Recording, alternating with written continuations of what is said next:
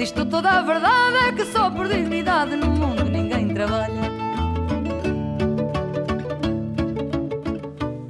Se había prometido a un hombre que está vinculado todavía de un modo o de otro a los servicios de inteligencia que hoy en la Argentina parecen reinar y que además integra el corazón o el cerebro tan grande que seguramente tiene de Eduardo Duhalde, que como ustedes saben es candidato a la presidencia de la Argentina el año próximo y sobre el cual vamos a través de nuestro invitado a tratar de conocer algunas infidencias, secretos, de qué consiste su candidatura y cómo se está preparando. Ante todo, Miguel Ángel Toma, quiero decirles que es de este gremio, es un aviador.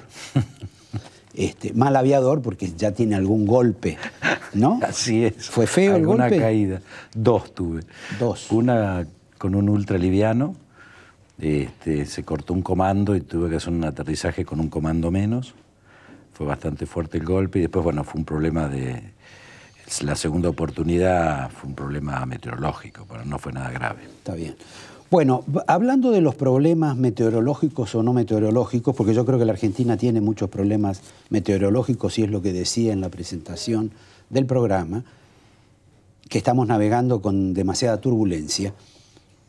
Vos venís de participar en algunos actos con Duhalde donde Duhalde fue escrachado, fue medianamente atacado, donde, como dicen los dualdistas, mandaron parte del sabalaje para pegarnos, y donde aparecieron también algunos afiches diciendo Duhalde va a ir a la cárcel. Entre ustedes, ¿cómo observan este fenómeno? ¿Cómo lo sienten? ¿En alguna medida los debe atemorizar o, supongo, por lo menos preocupar? Sin duda. Lo que más preocupa no es la cuestión individual o el escrache individual, porque quien está en política está fogueado, y más en el caso de Duhalde y muchos de nosotros que tuvimos que asumir la responsabilidad de la crisis del 2002, ¿no? 2001-2002. Lo que sí nos preocupa profundamente, Roberto, es que esto se está convirtiendo en una metodología que se aplica cada vez a mayor cantidad de sectores de la sociedad. Fueron los periodistas en este último tiempo, políticos, por supuesto, cuando no comparten las ideas del régimen, y lo más grave desde nuestra perspectiva es lo que ocurrió hace unos días atrás con esta suerte de presión sobre la Corte Suprema, con esta movilización que se hizo, donde hay una presión generada evidentemente por el gobierno, porque yo creo que si hay un hilo conductor de todos estos escraches, sin duda la CIDE. Perdón. Cuando la gente dice anónimos o no anónimos, yo creo que todo el mundo sabe quién hace esto. Sí, pero no tenemos ninguna duda de quién lo hace. Ahora, la CIDE tampoco es un organismo fantasmal, aunque lo parezca. Tiene dirección, tiene gente, pero esa gente responda a alguien. Lo que pasa es que cuando las instituciones que debieran preservar a la Argentina de las amenazas estratégicas, como lo debe ser un servicio de inteligencia, deja de estar en esa función y se lo coloca como un instrumento del control o de la represión, entre comillas, interna, porque un modo escrachar, perseguir, agredir, escuchar los teléfonos o meterse en los mails son modos de una agresión a quien piensa distinto. Entonces, cuando se quitan las instituciones del rol que deben cumplir, esto es, dejan de ser instituciones del Estado y pasan a ser manipuladas por un gobierno, sacándola de su función específica, aparecen ahí las responsabilidades. ¿Qué pasa? Pasa que como no funcionan en la Argentina los mecanismos de control, ¿sí? En este caso la Comisión Bicameral de Inteligencia del Congreso, que es quien debe controlar estas acciones, tienen piedra libre para hacer lo que quieran. Pero ¿no es que la oposición tiene mayoría en diputados y casi mayoría en el Senado? En la bicameral lamentablemente no la tienen, hay una suerte de empate, y esto significa entonces que no hay el único control que la ley prevé sobre la estructura de inteligencia, que es esa comisión bicameral, como ocurre en Estados Unidos, como ocurre en otros países. Perdón, para sintetizarlo, porque me parece que estás hablando mucho como ex jefe de la CIDE. Lo que vos querés decir que los que están al frente de la CIDE responden a Kirchner. No tengas ninguna duda. Perfecto, bueno, pero lo que pasa es que quería que lo dijeras. Bueno, no, es que no solo responden, porque que respondan al presidente es correcto.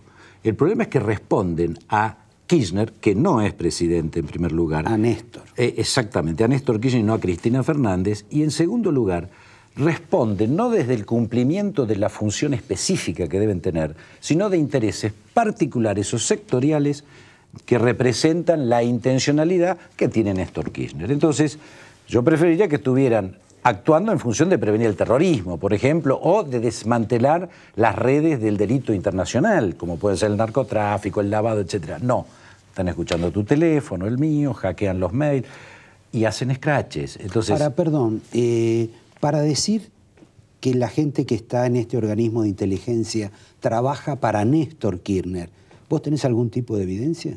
sí, obviamente, Porque me lo dicta la experiencia. Yo he sido jefe de la CIDE y sé perfectamente, primero, que la estructura de la Secretaría a nivel profesional es excelente. Los cuadros de inteligencia son excelentes, reconocidos internacionalmente. El problema falla por la cabeza, esto es por la responsabilidad política que desnaturaliza la función, de manera tal que en lugar de cumplir, como decíamos, con esos objetivos, están en este tipo de acciones. Pruebas concretas, si vos me pedís para que yo presente en la justicia, no tengo, pero tengo indicios sobrados como para saber exactamente que las 2 veces que entraron en mi casa en Pilar y me dejaban notas para mostrarme, me robaban botellas de vino y decían, ahora hacé la denuncia que te robamos 2 botellas de vino, era un claro hecho intimidatorio. No se puede hacer este tipo de acciones. O una agresión con mi hija, por ejemplo, no se puede hacer este tipo de acciones. O no se puede hacer acciones como estas sistemáticas de scratches, donde, por ejemplo, en Rosario, la foto que aparecía en los panfletos que tiraban de Duhalde era la misma que habían aparecido en Comodoro Rivadavia anteriormente, cuando había ido Duhalde, o en otros lugares, como en el conurbano bonaerense, siempre es la misma foto. Una acción nacional. Es una acción perfectamente premeditada y financiada desde un centro nacional. No, yo en realidad te hacía esta pregunta porque en alguna manera era como una especie de golpe bajo, porque en realidad, en determinado momento en que vos fuiste titular de la CIDE, los Kirchner, Cristina y Néstor, te imputaron a vos de que vos los espiabas a ellos. Efectivamente, no fue en el caso que fue a mi antecesora, Soria, justamente fue en el momento en que se produce el recambio de Carlos Soria, asumo yo, y lo primero que hago, y de esto está la constancia judicial, voy y me presento ante la justicia como jefe de la CIDE y me pongo a disposición de la justicia para esclarecer la denuncia que había hecho Kirchner. Naturalmente, presentamos todos los elementos, se demostró que no era una acción de la Secretaría en aquel momento y el propio Kirchner desistió. De manera que me gustaría, y predico con el ejemplo, que la actitud que tuvimos en su momento la pudieran asumir ahora. ¿Por qué no lo hacen? Porque no pueden, Roberto. Porque están claramente identificados en una actitud que es de naturaleza represiva, que no tiene nada que ver con la función que deben cumplir y que me hace acordar mucho al funcionamiento de los servicios durante la época de la dictadura. Vos quiere decir que tampoco crees en aquellos funcionarios que dicen yo no comparto esta política de scratches con este tipo de agresiones que están sucediendo. ¿Vos crees que esto es medianamente cínico, que tiene más o menos que ver con una historia que ya tuvo la Argentina en los 70, donde la gente de pronto tenía un problema en un restaurante, donde de pronto acusaban a cualquier opositor de traidor y le pegaban el cartel, muy típico del peronismo, pero también de esas organizaciones peronistas que había? Y del peronismo del 70. El setentismo es eso, en el fondo. El setentismo, independientemente de la ideología que se intentara reivindicar por derecha o por izquierda, tuvo un enorme componente metodológico violento. La violencia era lo que signaba la época.